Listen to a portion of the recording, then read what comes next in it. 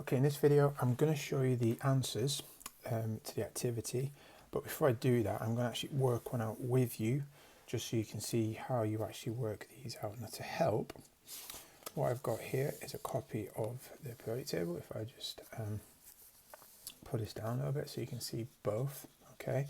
And the first one in the list for you to do is sodium.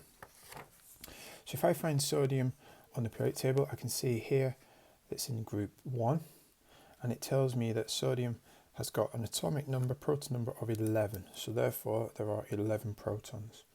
And I know that because atoms have to have zero charge, it must have 11 negative electrons because it's got 11 positive protons. The neutrons, to calculate the number of neutrons, you do the mass number, 23, take away 11, gives you an answer of 12. Okay? So based on the information periodic table, we can now work out protons and neutrons and electrons. Next column says electron arrangement. I've got 11 electrons. That means there's 2 in the first, 8 in the second energy level, and it's in group 1. Therefore, it's got 1 electron in the outer energy level. Now then, it wants me to do exactly the same, but for the ion. So now I'm going to talk about a sodium ion.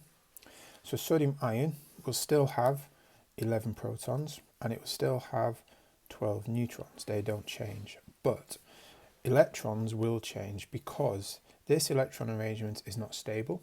How does it become stable? It needs to lose this 1 electron here. So that means it's losing an electron. It did have 11, it's now going to have 10. They're going to be arranged to 8 is the stable electron configuration, electron arrangement for that. And then the formula, so it's sodium, because it's now got 10 electrons with 11 protons, it's got 1 more positive than it has negatives, so this will have a single positive charge, Na+. So a sodium ion is Na+. We know that because we know elements in group 1 always have a +1 charge. Okay, here's the answers to the rest. Please pause this video at this point, mark your work, making sure that you've got the information correct for the atom and then the information correct for the ion, and the charges need to reflect the numbers of protons, neutrons and electrons that you have got. So I said pause it and then do your marking.